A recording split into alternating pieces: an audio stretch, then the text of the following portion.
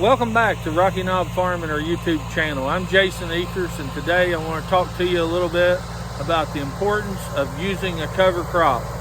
So I've been using a cover crop for the last 4 or 5 years. I started out using the cheaper stuff like winter wheat and winter rye, but I've learned that it takes just as much money to do a cheaper variety for a cover crop as it does to use a more expensive like the red clover that we use. It takes 13 pounds per acre. That's NRCS standards in our area for red clover, and it takes like 53 pounds of winter wheat or winter rye. So it takes a lot more to cover with winter wheat or winter rye, even though it is substantially cheaper.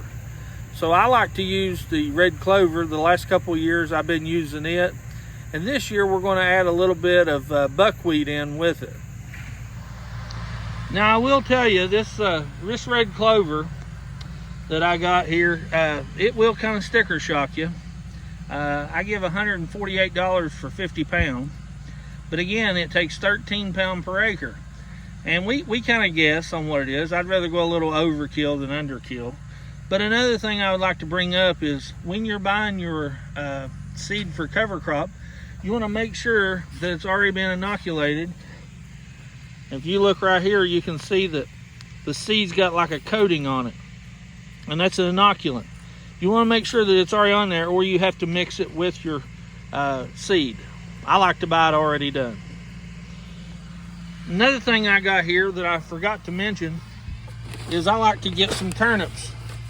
I've got 5 pounds of turnips, and I'll split them up between the fields and plant a little area. For 5 pounds, I give $24.99, but you can get a lot of turnips out of that 5 pound bag. Again, I'm adding some buckwheat this year, and the buckwheat, from what I've been reading on, it's good to mix with because it's kind of a fast grower, and we want to get this cover crop going good before the winter months come in.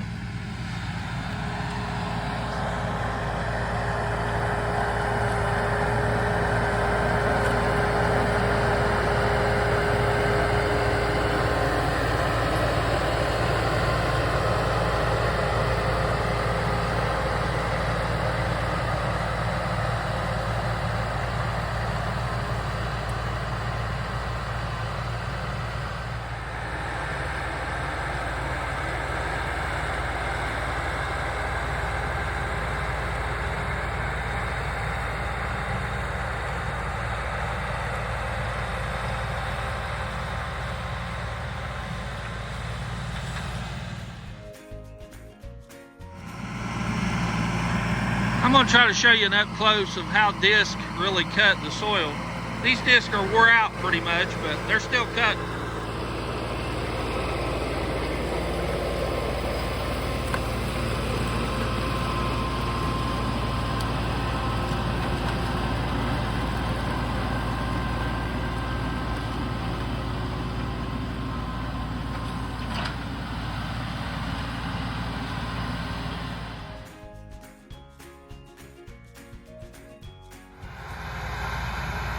The clover is also something I missed out earlier.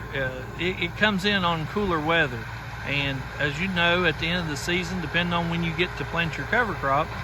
So if you don't get your cover crop planted in August and you wait till September, this will still come up. Now to talk about what we did here, we chopped this stuff up, and what we're hoping is that we're going to build organic matter.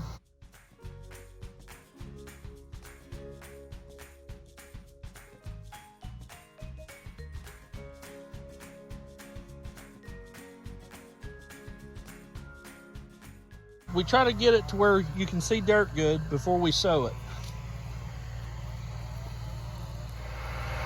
And while we got the dirt opened up good, I'm going to take me a clean water bottle and get me a little soil sample while I'm here. So you might think, why do I need a cover crop? What am I really gaining? Well, here's a good example. This is a good time to talk about it.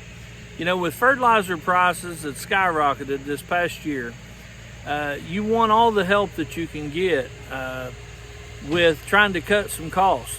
Now, if you do a cover crop, I guarantee you that if you do it right and you apply it the way that they tell you to do, even if you're using winter rye or oats or whatever you're using, if you apply it to NRS standards and you do a soil sample before and wait, and then next spring comes, you do you another sample, you will tell a difference. So you're building your soil, you're saving money on nitrogen, and a lot of people get confused. Nitrogen is not the answer to every problem that you have when you're growing.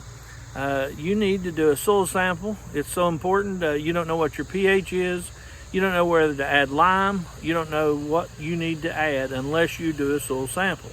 So applying a cover crop is the good Lord's way of putting the nutrients back in the soil and helping you, and I guarantee you that you'll see a difference in not only the soil, but you'll see a difference in production the following year.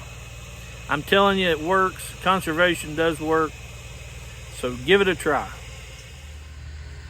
So let's talk about what we spread it with. All we use is a simple cone spreader. And we do guess. We guess the weight, but I'd rather go a little bit over than under. So when we dump it in here, this agitator inside here just spins around, and where those two little circles are that you see there, they open up just a little bit. It don't take much, as you've seen how small that these seeds are. So you want to just barely open them and run over it 3 or 4 times rather than open your gates too wide and lose it all very quickly. It's expensive and you don't want to waste it.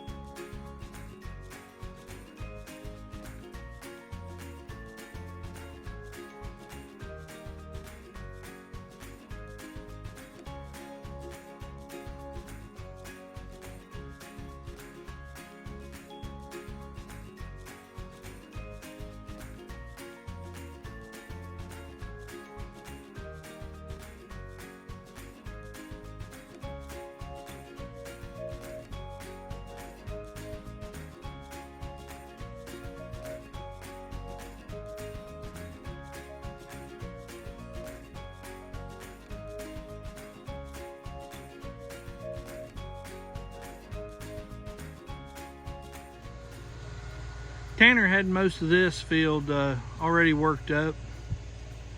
Planted my turnips in here. We're gonna plant this in clover and a little bit of buckwheat. That just about wraps this video up. Again, thanks for watching. Like and subscribe.